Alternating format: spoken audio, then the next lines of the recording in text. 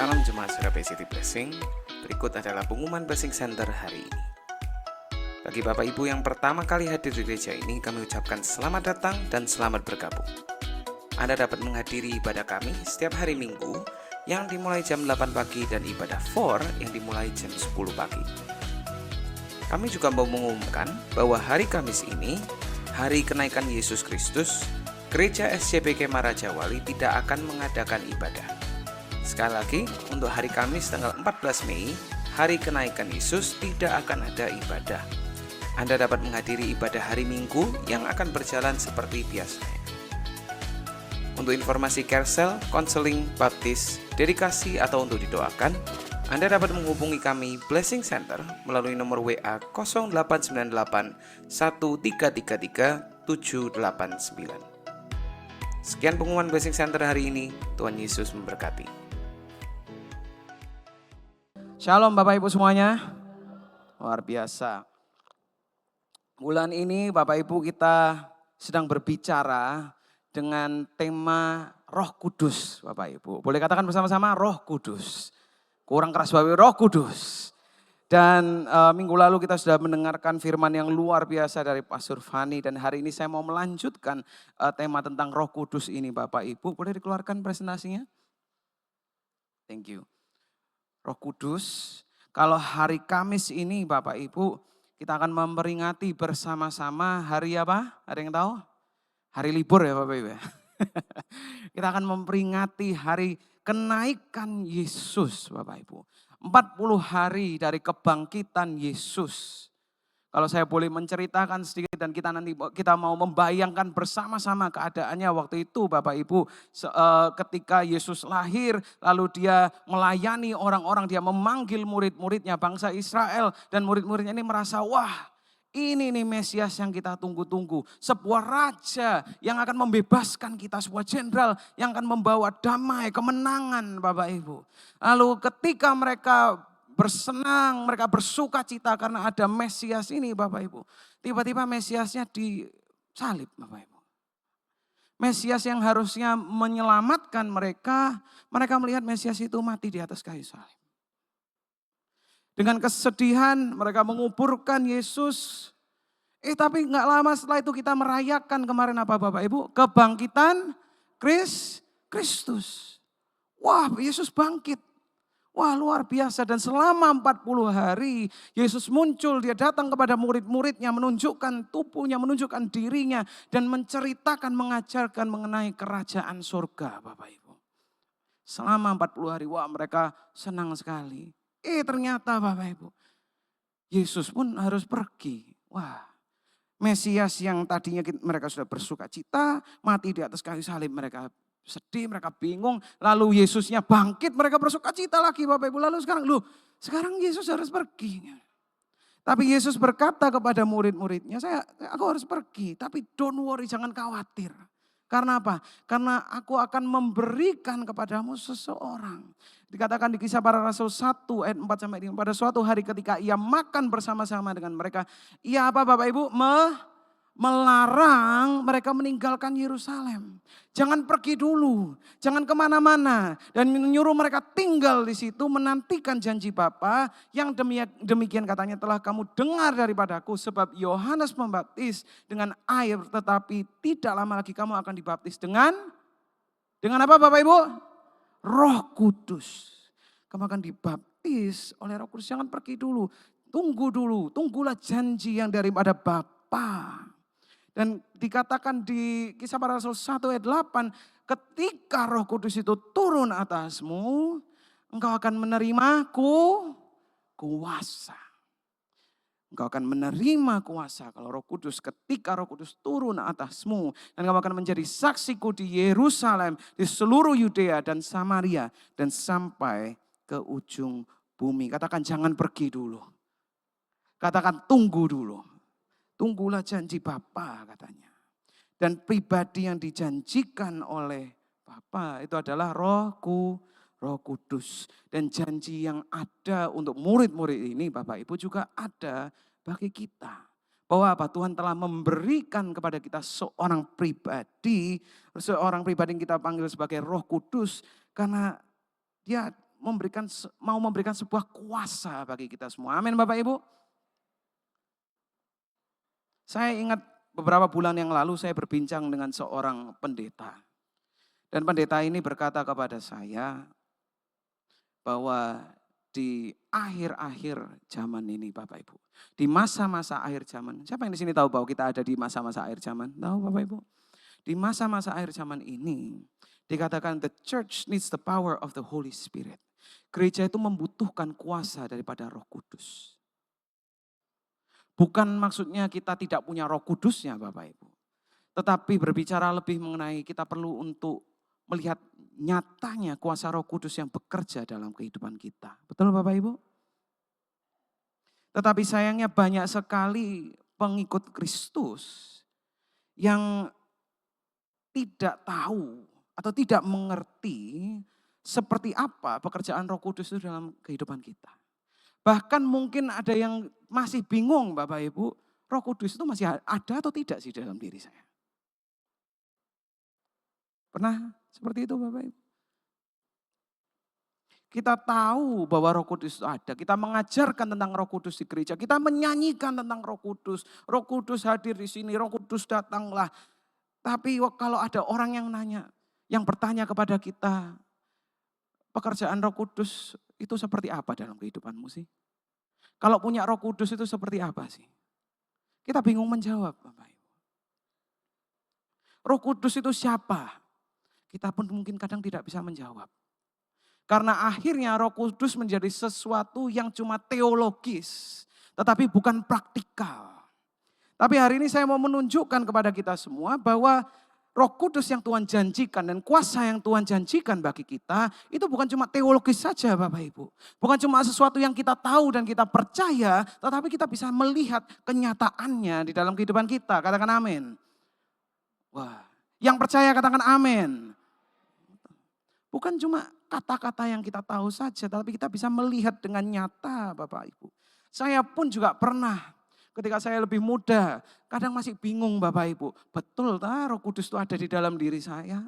Apakah betul Roh Kudus itu bekerja? Seperti apa sih maksudnya Roh Kudus bekerja? Ya oke, mungkin saya mengerti, saya menerima Roh Kudus. Tapi seperti apa itu maksudnya? Saya bingung, saya tidak mengerti. Tapi Efesus 1 ayat 13 mengatakan, dengar firman kebenaran yaitu Injil keselamatanmu, di dalam dia kamu juga ketika kamu percaya apa?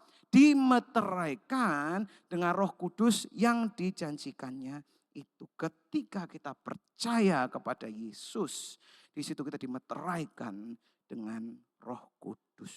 Roh Kudus hidup di dalam kita dan ada bersama-sama dengan kita saat ini Bapak Ibu. Amin.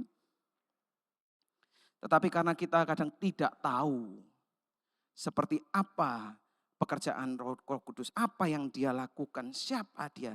Kita pun akhirnya tidak bergantung dan tidak mengandalkan dia di dalam kehidupan kita Bapak Ibu. Dan hari ini saya mau kita belajar bersama-sama 4 gambaran Roh Kudus Bapak Ibu.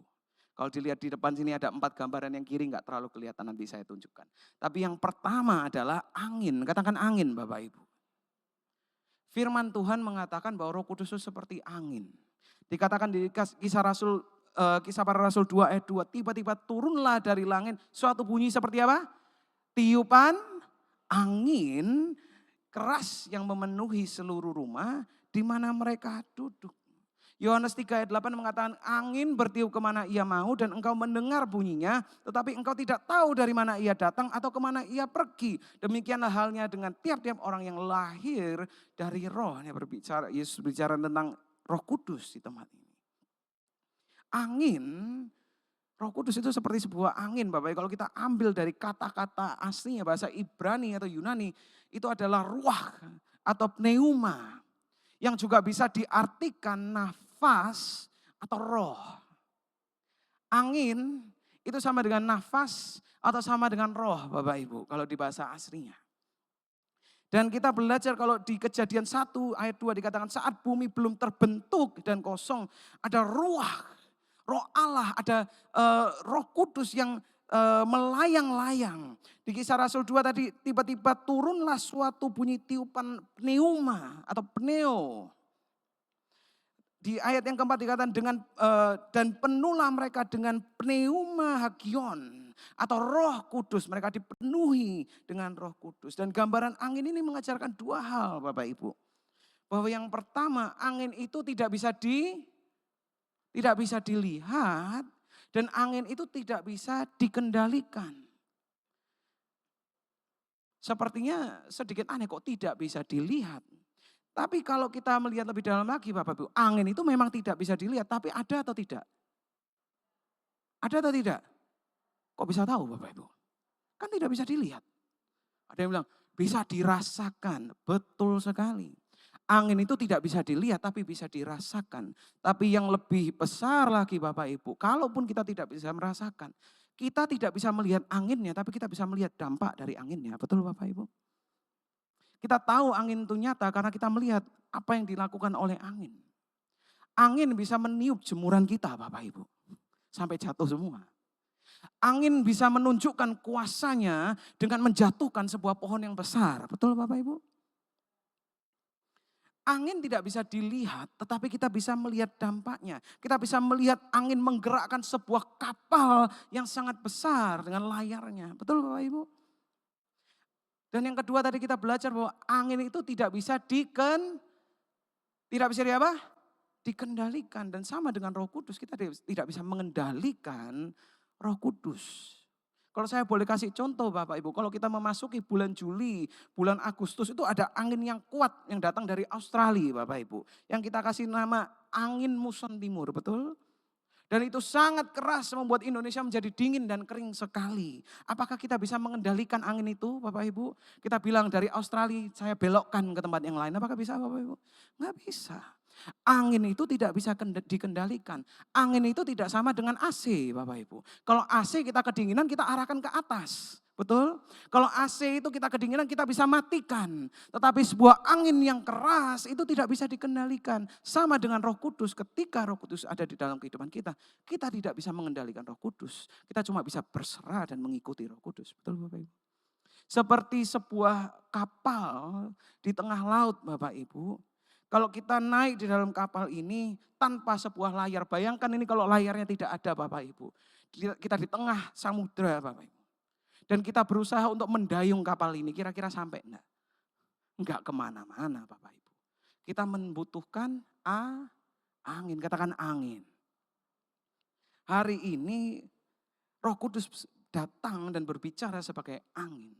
Maksudnya apa? Kepada kita, sebenarnya ini bisa berbicara banyak hal Bapak Ibu. Tapi saya mau fokus kepada satu, yaitu bagi kita yang merasa tersangkut. Katakan tersangkut. Seakan-akan kita tidak kemana-mana.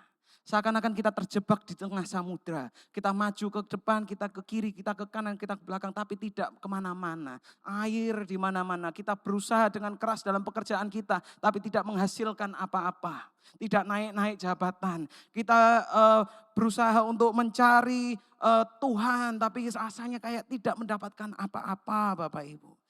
Kita tersangkut di dalam sebuah rutinitas yang hambar. Bekerja keras untuk maju tapi tidak ada perubahan. Pernah merasakan seperti itu Bapak Ibu? Mungkin ada dari kita yang hari ini merasakan seperti itu.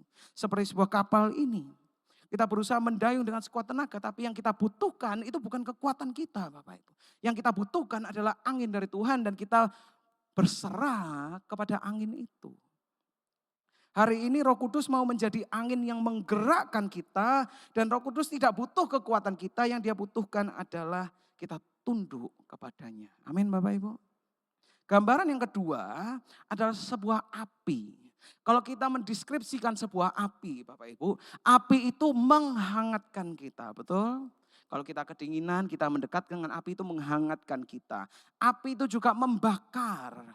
Tapi yang saya mau fokuskan hari ini adalah api itu juga menerangi. Kalau zaman dulu Bapak Ibu, nggak usah zaman dulu 10 tahun yang lalu lah mungkin ya. Kalau di rumah kita listriknya mati, maka apa yang kita lakukan Bapak Ibu? Kadang jarang pakai senter, lebih banyak pakai lilin. Kita menyalakan lilin itu. 1 ditaruh di kamar mandi, 3 ditaruh di ruang makan, 1 ditaruh di tempat tidur. Kenapa? Karena lilin itu, api yang ada pada lilin itu walaupun kecil, dia menerangi ruangan itu. Dan firman Tuhan mengatakan di Yohanes 16 ayat 13, tetapi apabila ia datang, yaitu roh kebenaran atau roh kudus, ia akan memimpin kamu ke dalam seluruh kebenaran. Sebab ia tidak akan berkata-kata dari dirinya sendiri, tetapi segala sesuatu yang didengarnya, itulah yang dikatakannya, ia akan memberitakan kepadamu hal-hal yang akan datang, Bapak Ibu. Dikatakan ia akan memimpin kamu. Kata yang dipakai di situ adalah hodegese. Hodegese ini dari kata hodos yang artinya jalan dan ago yang artinya membawa, Bapak Ibu. Artinya apa? Roh Kudus itu bukan cuma menyuruh Anda pergi ke situ, tapi Roh Kudus itu akan membawa Anda ke jalan itu, Bapak Ibu. Amin. Dia yang membawa kita, dia yang bergerak bersama dengan kita. Dan jika kita hari ini sedang merasa dalam kegelapan, kita tidak tahu harus kemana, kita tidak tahu harus berbuat apa, bingung memilih, takut melangkah, Bapak Ibu. Firman Tuhan, Roh Kudus akan menjadi apimu yang menerangi jalanmu. Dan membawa engkau ke jalan itu. Dan yang menarik tentang terang yang disinarkan oleh api ini adalah Bapak Ibu. Ketika kita membawa api dan berjalan, api itu sudah pergi terlebih dahulu di depan kita. Betul Bapak Ibu? Begitupun juga dengan Roh Kudus membawa kita di jalan yang benar, tapi dia berjalan di depannya kita. Amin. Maka dari itu kita tidak perlu takut, kita tidak perlu gentar, kita tidak perlu bingung karena apa? Karena yang kita perlukan sebetulnya adalah Roh Kudus. Roh Kudus itu bukan cuma sebuah peta, tapi dia adalah pemandu yang berjalan di depan membawa kita sampai ke tujuan. Amin. Yang selanjutnya adalah air, Bapak Ibu. Katakan air. Gambaran ketiga yang disampaikan tentang Roh Kudus yang ada dalam firman Tuhan adalah air. Air itu membersihkan. Betul Bapak Ibu? Kita mandi, kita membersihkan ruangan, semua pakai air. Air itu memberi hidup. Untuk tumbuhan, untuk kita yang butuh air Bapak Ibu. Tapi air yang terpenting hari ini saya mau kita belajar bersama-sama. Air itu memuaskan, katakan memuaskan. Seperti seseorang yang tidak minum air Bapak Ibu. Bayangkan kalau dari pagi sampai malam Bapak Ibu. Kita air di rumah sudah disiapkan ketinggalan Bapak Ibu. Naik motor siang-siang panasnya setengah mati di Surabaya Bapak Ibu, betul? Haus sekali. Ketika kita mendapatkan sebuah air dingin Bapak Ibu, air es itu kira-kira apa? Menyegarkan kita dan memuaskan kita. Dan di Yohanes 7 bercerita pada saat itu ada sebuah ritual yang dilakukan oleh orang-orang Yahudi. Setahun sekali orang Yahudi itu merayakan hari raya pondok daun. Di mana mereka mengingat kembali apa yang Tuhan telah lakukan di padang gurun. Dan salah satu ritual yang dilakukan adalah ritual air Bapak Ibu. Di mana imam itu akan datang ke sebuah kolam Siloam namanya. Dan di situ imam itu mengisi kendi emas dengan air. Dan dari kendi itu air itu akan dituangkannya di mezbah. Selama 7 hari dia melakukan itu setiap pagi Bapak Ibu. Dan di hari yang terakhir Yesus berseru di sini. Dikatakan Yesus berseru, barang siapa percaya kepadaku seperti yang dikatakan oleh kitab suci, dari dalamnya hatinya akan mengalir apa? Aliran-aliran air hidup. Yang dimaksudkannya ialah roh yang akan diterima oleh mereka yang percaya kepadanya. Atau yang kita panggil sebagai Roh Kudus. Roh Kudus itu seperti air yang dimana di dalam diri kita akan muncul aliran-aliran air hidup Bapak Ibu. Kalau hari ini kita adalah orang yang haus, yang kering, yang tidak puas Bapak Ibu. Tidak puas seperti apa? Kita mengejar kesuksesan tapi tidak memuaskan kita. Kita mencari uang sebanyak-banyaknya tapi uang itu pun tidak membuat kita puas Bapak Ibu. Kita mencari hubungan, mungkin mencari pasangan. Kita pikir pasangan itu yang akan memuaskan kita. Tapi ternyata malah membuat kita lebih depresi Bapak. Itu yang mungkin kita pikir. Kita berusaha untuk memuaskan diri kita tapi tidak menemukan sesuatu itu. Hari ini yang kita butuhkan adalah air yang hidup Bapak Ibu. Yang kita butuhkan adalah Roh Kudus. Yang menyegarkan kita, yang memuaskan kita. Roh Kudus berkata, aku akan memuaskan engkau, menyegarkan engkau dan ada aliran-aliran hidup di dalammu. Dan sama seperti, mungkin hari ini kita sama seperti wanita Samaria yang datang membawa air pulang lalu dia haus lagi. Datang dia mengambil air lalu dia haus lagi. Atau seperti orang-orang di tempat ini dia harus mengisi terus kendi emas mereka. Tetapi ketika kita punya Roh Kudus di dalam diri kita, kepuasan itu kekal, Bapak Ibu. Amin. Kepuasan itu untuk selamanya. Biarlah hari ini Roh Kudus menjadi air yang memenuhi kita dengan aliran sungainya. Seperti lagu yang mengatakan seperti rusa yang haus, rindu aliran sungaimu. Selanjutnya apa, Bapak? Saya lupa. Oh ya, begitupun jiwaku menunggumu, betul? Bagai tanah gersang menanti datangnya hujan. Begitupun jiwaku, Tuhan. Ada kekeringan dalam diri kita yang perlu dipuaskan dan dipenuhi dengan air yang hidup, yaitu adalah Roh Kudus. Dan yang terakhir Bapak Ibu, tanda terakhir salah satunya di dalam firman Tuhan mengenai Roh Kudus adalah merpati. Merpati itu adalah seekor hewan yang lembut. Dan merpati ini dipakai sebagai pembawa damai. Bapak Ibu.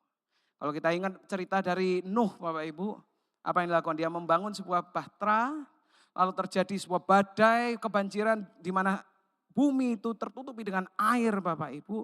Dan dia mengirimkan seekor apa? Seekor macan Bapak Ibu.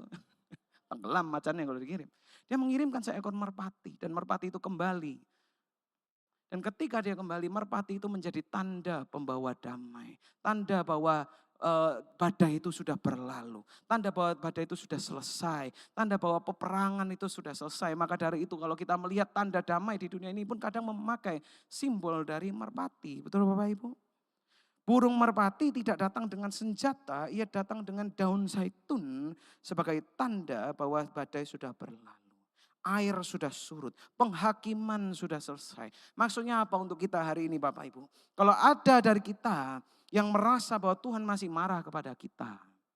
Kalau ada di antara kita yang masih terbebani dengan dosa kita masih merasa bersalah, kita takut. Biarlah hari ini Roh Kudus yang datang menjadi merpati pembawa damai dalam kehidupan kita.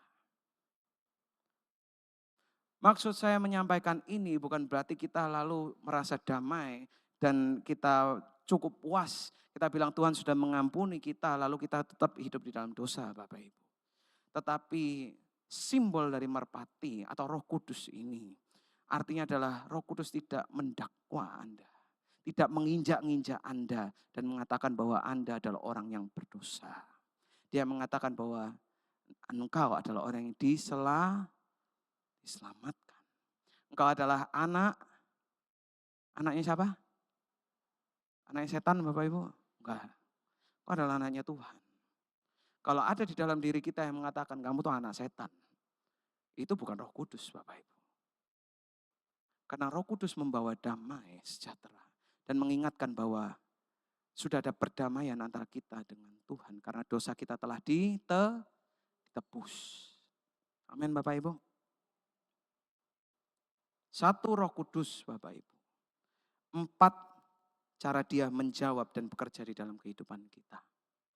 Pertanyaannya, peran manakah yang kita butuhkan hari ini Bapak Ibu? Kalau saya boleh bilang Bapak Ibu, perannya Roh Kudus itu banyak sekali.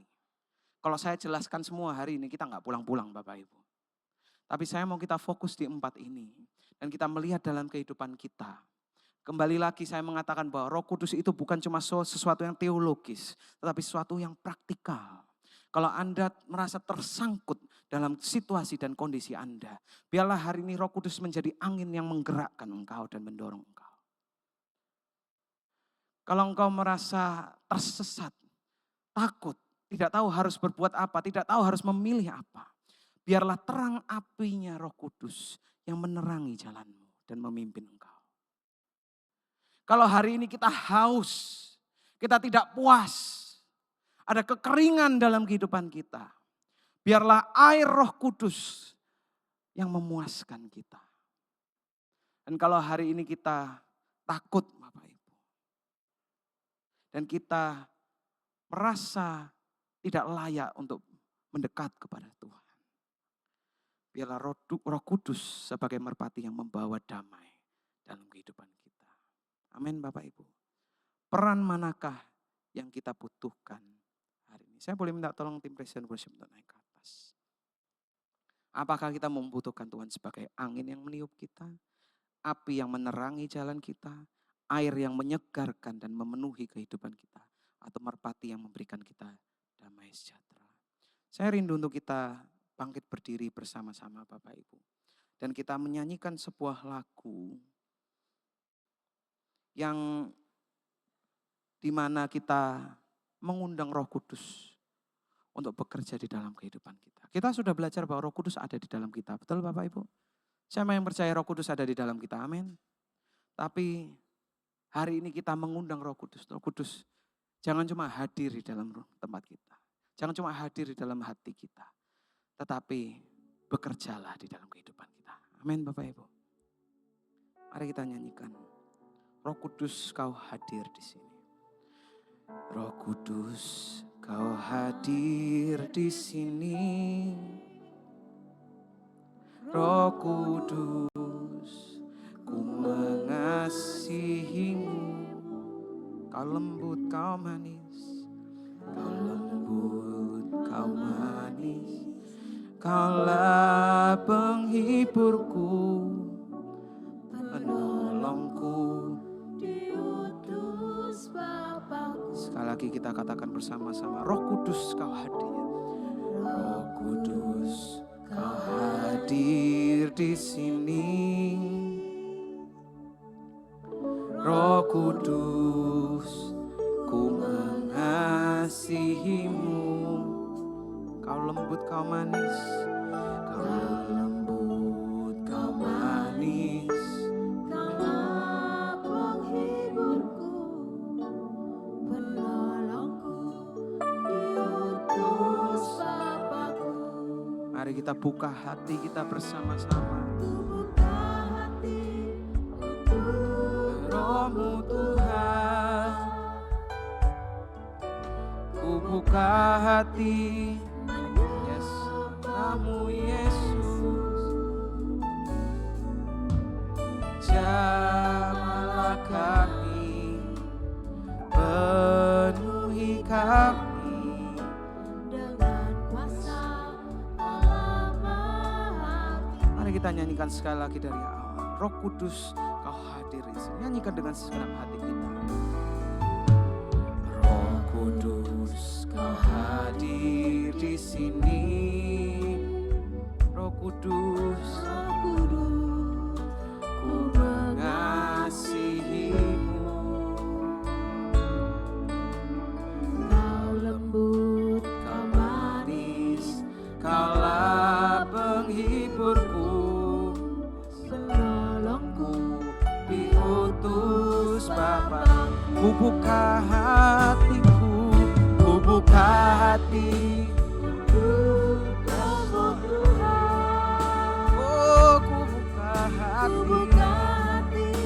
Menyembahmu Yesus, jamahlah kami Tuhan, jamahlah kami, penuhi kami dengan kuasa Allah Maha.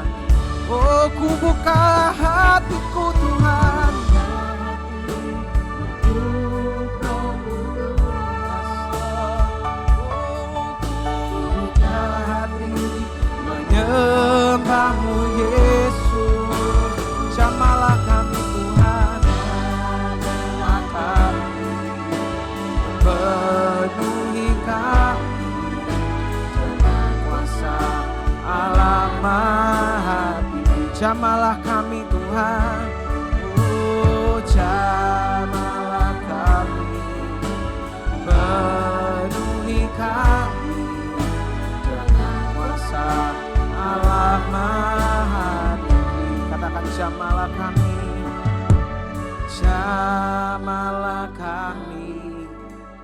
penuhi kami dengan kuasa Allah Maha